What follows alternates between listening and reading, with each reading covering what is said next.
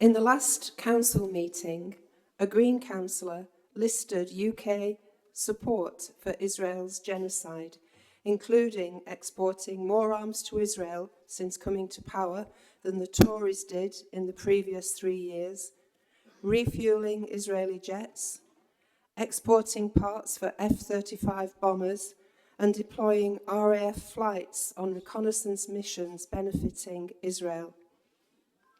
The leader said that he rejected in the strongest possible terms what his fellow councillor had said. My original question asked what was inaccurate in the points made. The leader has not answered, instead asserting that he himself does not support arms sales and military support being provided to the IDF. This wasn't the question. Councillors' personal opinions matter far less than their political policies and actions. The leader then hid behind David Lammy, the Secretary of State for Foreign and Commonwealth Affairs, citing a judgment of June 2025, which did not simply uphold the government's decision-making in arms sales, but actually said it is not for a domestic court to decide whether the decision of the executive on that issue is in accordance with international law. This Foreign Secretary is compromised. His own officials stated that Labour's ministers exhibit, quote, not just moral failure, but conduct that crosses the threshold into complicity with war crimes where armaments are concerned. The question, are the leader's slippery evasions of straight questions acceptable? Thank you very much for your question.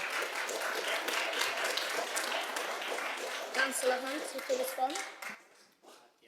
Annie, thanks very much. Happy to provide answers. One of the downsides of the supplementary questions approach is that not everyone in the room here will be aware of the earlier part of our exchange, some of which you've shared. So look, for the benefit of everyone, let me say very clearly that the actions of the Israeli government in Gaza are intolerable and indefensible. I do not support arms sales from the UK to the Israeli government, nor do I want to see military support being provided to the IDF for the war in Gaza, which is what Councillor Diamond referred to in the last full council meeting.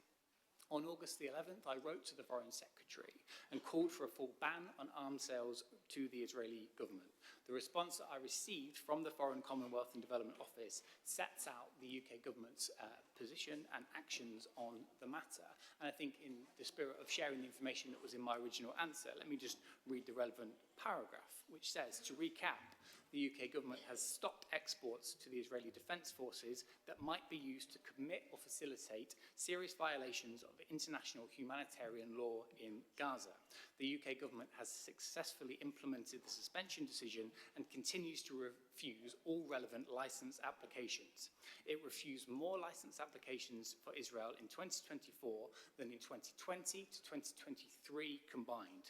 The UK government has suspended direct exports of F-35 parts for use by Israel, and it categorically does not export any bombs or ammunition which could be used in Gaza and the West Bank.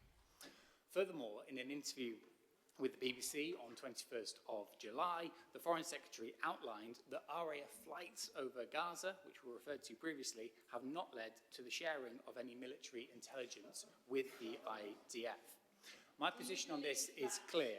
I do not support arms sales or military support being provided to the Israeli government for the actions that they are taking in Gaza, which are intolerable and indefensible. That is what was referred to at the last full council meeting. I support the government's actions that I've just read out and the steps that they have taken. Thank you. The Gaza Tribunal, beginning tomorrow, will reveal that the councillors' original statements were absolutely accurate. Thank you, Annie. Thank you.